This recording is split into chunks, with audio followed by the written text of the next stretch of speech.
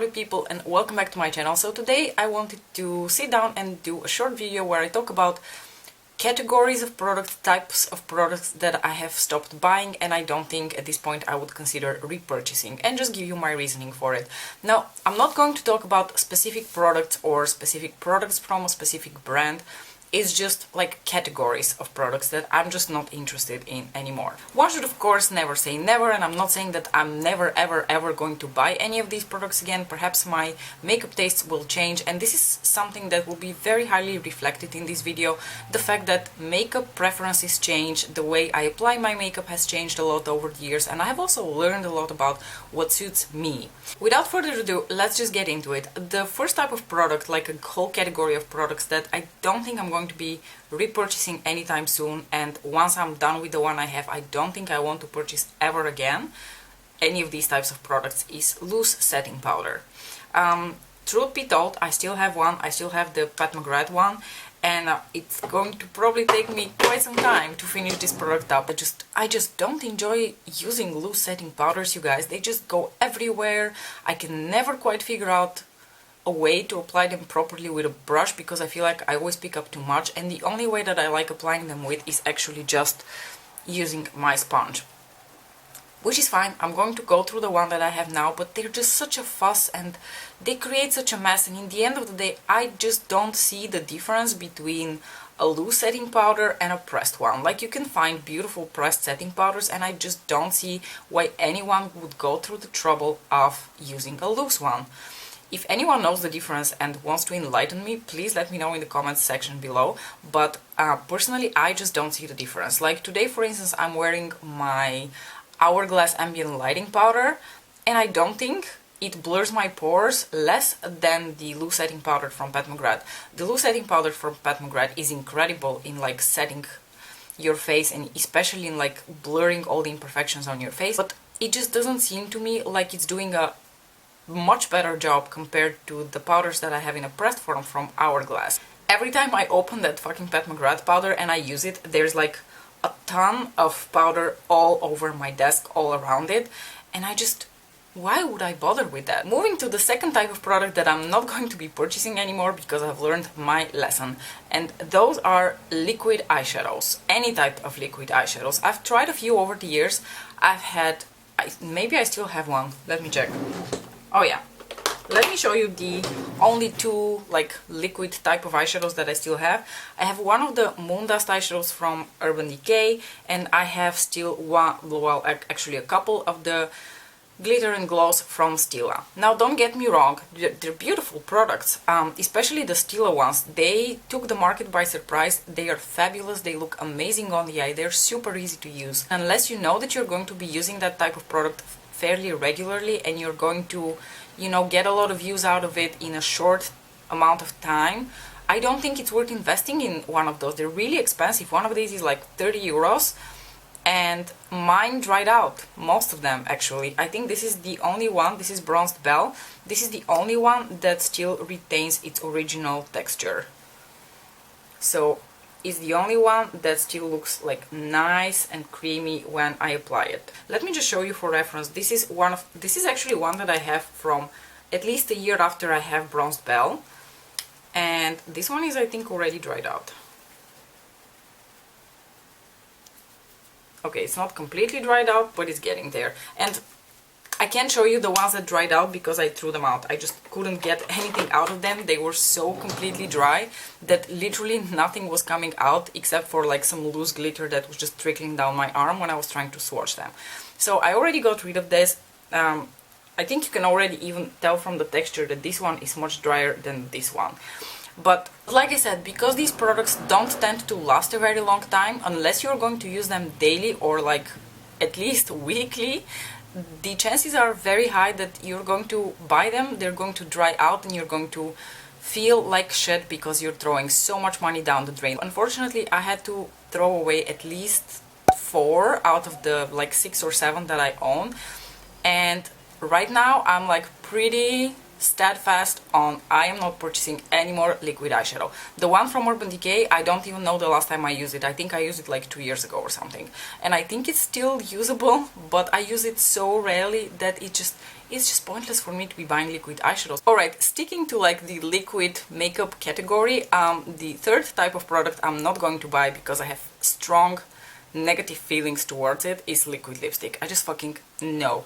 I am done with liquid lipstick. Honestly, I'm so happy that liquid lipstick is not all the rage anymore, because who wants their lips to be dry? And please don't come and tell me that there are liquid lipsticks that don't dry your lips out. All liquid lipsticks in like varying degrees will dry out your lips. They're never going to feel like a cream lipstick or a gloss. I totally get the appeal of liquid lipsticks, and I totally understand why some people would love them, and honestly they also look beautiful on the lips. I've had liquid lipsticks a lot over the years. I've used a few brands that I've actually really enjoyed, and they do look beautiful and silky on your lips. They just have a particular visual appeal to them. I get that. On top of the visual appeal, you also get the long-lasting, you know, bonus added. So I totally get why people love liquid lipsticks and they would use them. But just for me personally, I am not the liquid lipstick type of gal. I don't mind reapplying my lipstick if I had something to eat or something to drink, because for one, I actually want to go through my lipsticks and I don't want to have them forever and ever. And you know, if you reapply your lipstick once or twice, it just gives you that nice feeling of, oh, I used the product, I got to enjoy the packaging again, because when I bring out my lipsticks, they make me happy. They do. And I just absolutely despise feeling like my lips are dry. I always feel like they make this like horrible crust in the inner side of my lips, and I always feel like I need to drink more or like lick my lips, which is even worse because it makes the consistency of liquid lipsticks disgusting. So with that being said, I am super done with liquid lipsticks. You can bet money that I am never purchasing another liquid lipstick. I've decluttered most of the ones that I have. At the end of the day, when I have the choice between a cream lipstick and a liquid matte lipstick, I'm always going to choose for the cream lipstick. And I just like bullets. For some reason I enjoy using bullet lipsticks. There's something about me that's very old-fashioned that way. I just like a bullet lipstick. So I'm happy for all of you people who enjoy liquid lipstick. More power to you. You go wear them, you buy them. I'm done with this shit. Alrighty, the next category is actually like a bigger category which contains several types of products, and those are brow pomades and brow powders, which I still both have in this category. I have the ABH brow powder, and I also have their pomade. And I've had both of these for years and years, and I can tell you, well, the brow powder, as you can see, has been very well loved, and I still use it. I use it as an eyeliner. I don't really use it through my brows anymore. But the brow pomade I don't really use through my brows anymore. The powder I do still use through my brows because I want to get through it. And when I'm finished with them, I just want to dedicate my life to this product. This is the L'Oreal Brow Artist Plumper. The reason that I have all of these other products is because when brows, like Instagram brows, were all the rage around 2014, I thought I should just hop on that train because it seemed like the right choice to do. What I didn't realize is that one needs to adjust their makeup consumption to reflect their, how they, you know, their personal features, let's put it that way. And if you see my brows without any product in them, they look fine. I have long, thick, dark brows, so even if I don't put any product through my brows, I can still see my brows really well. I know that a lot of people struggle with that because their brows are almost non-existent or they're very light in color, so I totally get why these products would be very popular with these people. But back in 2014, I didn't really consider that a brow pomade is something very strong to put through your brows if your brows are already very thick and very strong. So over the years I realized that there's no point for me to be going through all of these steps with brow pomades and brow powders when I can just comb them a bit up, call it a day, and they still look fine. So for that reason, I'm sort of done with a lot of types of brow products, and I just want to continue using like these types of like brow gels, like tinted brow gels, stuff like that, because I think that fits my personal features more than going for products that are just meant for someone with completely different eyebrows eyebrow types. The next category of product that I'm never going to be purchasing again, I think, is a face primer, like a primer that you put underneath your foundation. I used to swear by primers, and I think there was a time in my life when primer really made a huge difference, but that time has passed. The reason for that is, I think back when primers made a difference for me, my skin and my skincare were inferior. So now I kind of use my skincare as a primer, and I feel like my foundations and my powder already do such a great job at blurring my pores and like making my makeup last enough that I don't feel the need to own a face primer. Once upon a time when I used to enjoy face primers, I had very, very oily skin, and mattifying primers made a huge difference for how long my foundations lasted. But I think something that sounds very counterintuitive to people with very oily skin is to incorporate very heavy-duty moisturizers into their daily routines.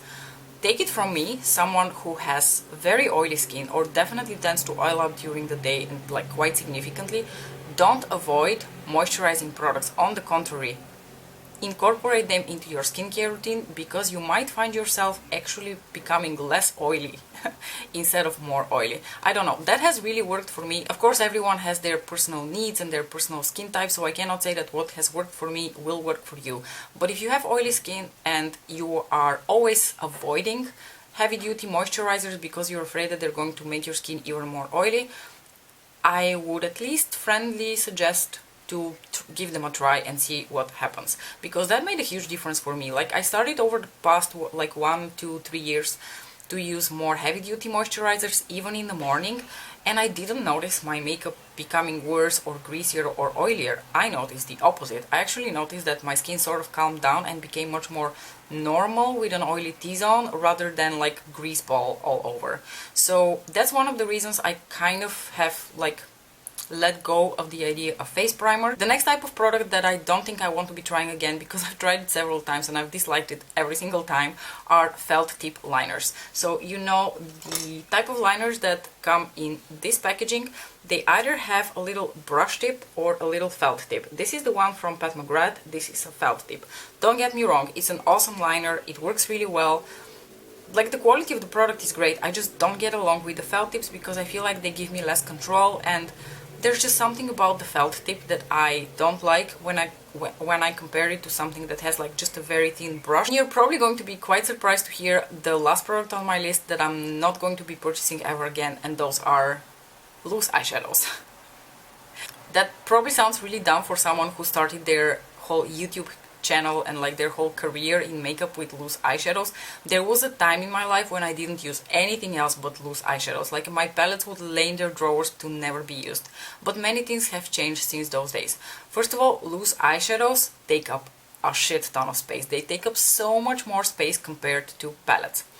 Second of all, I think I kind of outgrew them, and I'm now at a point where I feel like pressed eyeshadows offer so much variety and so much new textures that loose eyeshadows just cannot offer anymore, that I don't feel the need to be buying loose eyeshadows anymore. I just don't see anything on the loose eyeshadow market that looks remotely as attractive to me as a lot of like the palettes and like pressed eyeshadows that are being offered on the market. So as much as I loved loose eyeshadows, they're such a nostalgic thing for me, and I still have some in my drawers that I don't want to get rid of. And you guys know that I went through the whole spiel of like pressing all the loose eyeshadows that I had in my collection. I pressed over 200 eyeshadows last summer. I'm sort of done with loose eyeshadows. There was definitely a time in my life when I was very dedicated to the cause of loose eyeshadows, and that time has gone and it has passed, and now loose eyeshadows will just be a warm nostalgic memory that forever lives in my heart. And now that we have come to the sappy ending of this video, I wanted to ask you, what are the type of products that you don't feel like you're ever going to repurchase because you don't see the point of owning them, or they have stopped working for you? As usual, thank you so very much for watching my video. If you would like to see more of my face, don't forget to like and subscribe, and I'll see you next time. Bye!